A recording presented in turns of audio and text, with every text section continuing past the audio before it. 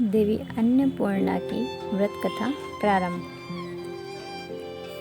युधिष्ठिर ने कहा, देवकी के आनंद को बढ़ाने वाले हे भगवान श्री कृष्ण, मैंने वन में रहते हुए अनेक कष्ट प्राप्त किए।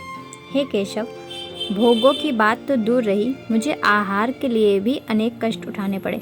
कभी केवल दिन में ही भोजन प्राप्त होता था, रात में नहीं, और यदि कभी रात में भोजन प्राप्त होता था तो दिन में नहीं। कभी कम कभी अधिक भोजन संयोग से मिलता था। कभी रूखा, कभी चिकना, कभी स्वादु, कभी नीरस भोजन दुख के साथ मैं करता था। कभी भूखा रहकर ही पृथ्वी पर सो जाता था। हे श्री कृष्ण, कंद मूल, फल, शाक तथा मांस आदि के भोजन करने से मेरी कभी भी तृप्ति नहीं होती थी।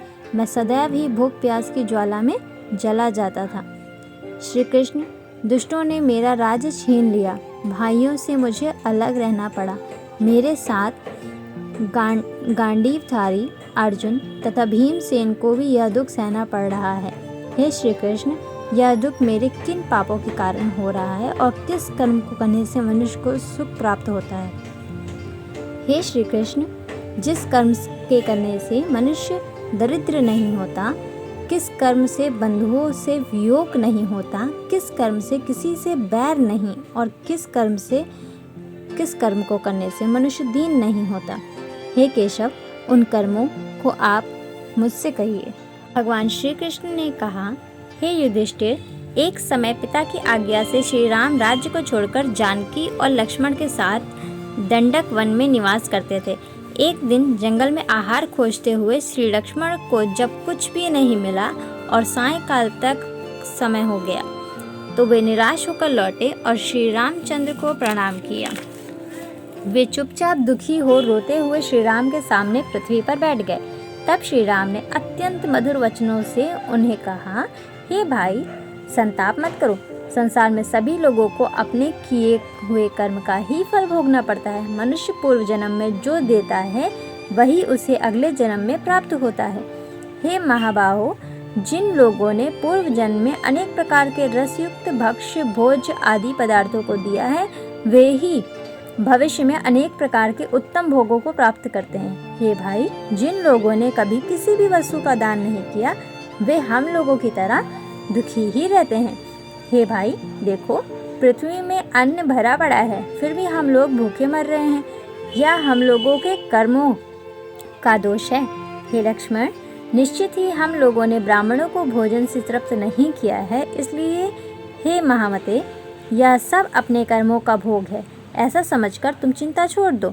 वन में जब श्री रामचंद्र जी लक्ष्मण को इस प्रकार समझा रहे थे, उसी समय अकस्मात वहां अगस्त मुनि आ पहुंचे। तब श्री राम ने उठकर प्रणाम किया।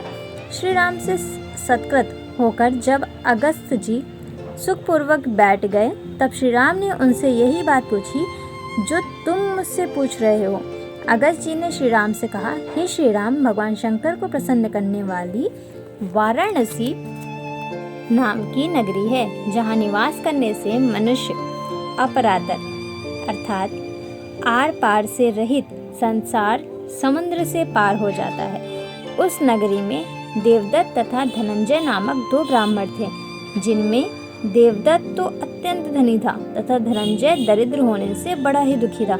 उस दरिद्र धनंजय के कुटुंब में अधिक थे, अतः अत्यधिक दरिद्रता से उसे चिंता भी बहुत हुई और वह विचार करने लगा, आहा, मैंने कौन सा पाप किया है जिससे दाने दाने के लिए दुखी हो रहा हूँ? क्या मैंने परिवार के गर्भवती स्त्री तथा छोटे बच्चों को छोड़कर अकेले भोजन किया है, अथवा मेरे घर के अतिथि निराश होकर लौट गए?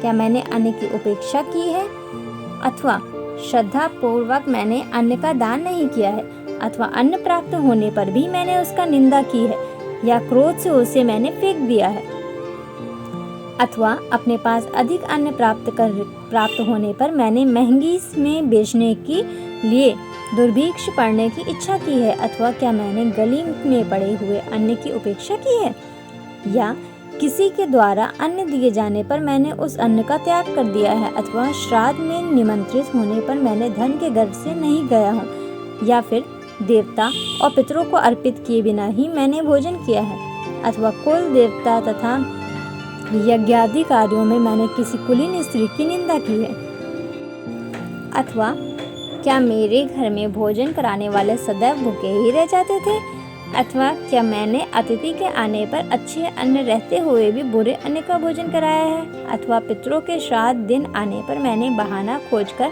विघ्न डाला है, अथवा देवता, पितृ तथा द्विजातियों को मैंने सदैव दुखी दिया है, जिसके कारण मुझे कुटुंबी को आज अन्न दुर्लभ हो गया है। मैं बड़ी कठिनाई से अत्यधिक परिश्रम करने पर भी केवल पेट भरने मात्र अन्न पा जाता हूँ। भूख से तड़पते हुए इन बच्चों को देखकर मेरा हृदय फट जा रहा है। यह अत्यंत दुख की बात है कि दूसरे के लड़कों को खाते हुए देखकर मेरे भूख से तड़पते हुए लड़के उससे अन्न की याचना करते हैं। भूख से बिलखते हुए ये बच्चे जब दुखी माता को रोटी देने के लिए चिल्लाने तथा रोने लगते हैं तो उस समय ये रोते हुए भी मुझे रुला देते हैं। भूख से तड़पते रहने के कारण इन बच्चों के मुख की कांति मलिन हो गई है। भूखे हुए ये बच्चे जिस समय कपड़े से में बंधे हुए अन्न को खोजने लगते हैं, उस समय उनकी दीन दशा देखकर मुझे ज्वर उत्पन्न हो जाता है। उस समय मैं पृथ्वी और पाताल में धंस जाता हूँ।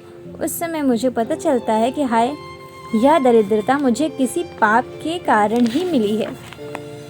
निश्चय ही मैंने क्लेशों को दूर करने वाले भगवान विष्णु की पूजा नहीं की, अथवा सोना तथा गौ का दान नहीं किया और एकादशी व्रत भी नहीं किया। मालूम होता है कि मैंने दूसरे की स्त्री को निर्वस्त्र देखा है, अथवा कामातुर किसी शूद्र स्त्री के साथ मैंने संभोग कर लिया है, इसलिए मैं दरिद्र हूँ। क्योंकि ब्राह्मण का शूद्र स्त्री के साथ संभोग करने से उसकी लक्ष्मी और ब्राह्मणत्व का विनाश हो जाता है। अथवा मैंने माता को अत्यधिक दुख दिया है, अथवा पिता और माता को अपने कुकृत्य से अलग रखा है, अथवा स्त्रियों का श्रृंगार देखकर मैंने ईर्ष्या से उनकी निंदा की है, अथवा ऋतुकाल में पत्नी प्रसंग नहीं किया है, या भोजन करते समय स्त्री को गाली दी है, अथवा दूसरों की चुगली की है, या मैंने सदैव दूसरों की हिंसा की है, अथवा अकारण ही किसी से द्वेष और कलह झगड़ा किया है। दूसरों को दुख को देखकर मुझे प्रसन्नता हुई है, जिसके फलस्वरूप मुझे यह दुख प्राप्त हुआ है। इस प्रकार से वह दरिद्र धनंजय अपने मन में बहुत सोच विचार करने लगा। तब वह ब्राह्मण निश्चय करके नियम पूर्वक रहने लगा। वह मणिकर्णिका में स्नान कर भगवान विश्वनाथ का दर्शन कर मुक्ति मंडप यानी ज्ञान वापी में रुद्र सूक्त का जाप करने लगा और रात को मरकत मणि के सामने हरे हरे कुशों को बिछाकर सो गया।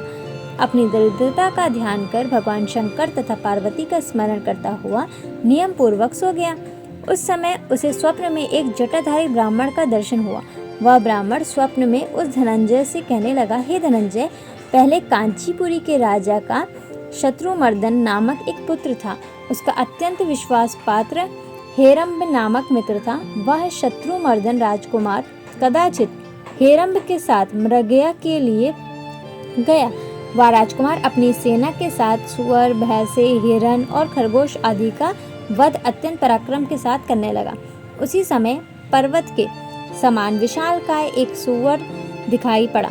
वह इतना भयंकर मालूम पड़ रहा था कि पृथ्वी को चूर्ण कर देगा और क्रोध से राजकुमार की समस्त सेनाओं को निगल जाएगा। राजकुमार की पैदल सेना ने उस पर चारों तरफ से बाणों की वर्षा प्रारंभ कर दी और उससे पकड़ने के लिए चारों तरफ से भूखते हुए सैकड़ों कुत्तों ने घेर लिया। वह सुअर भी सबको तृण के समान समझता हुआ कुत्तों को दूर भगाता हुआ राजकुमार के पैदल सेना के आदमियों को मारने लगा। घोड़ों से अंडकोशों को फाड़ दिया, उससे घोड़े भी भाग गए। इस प्रकार अत्यधिक कोलाहल होने से शत्रुमर्दन भी वहीं पहुंच गया।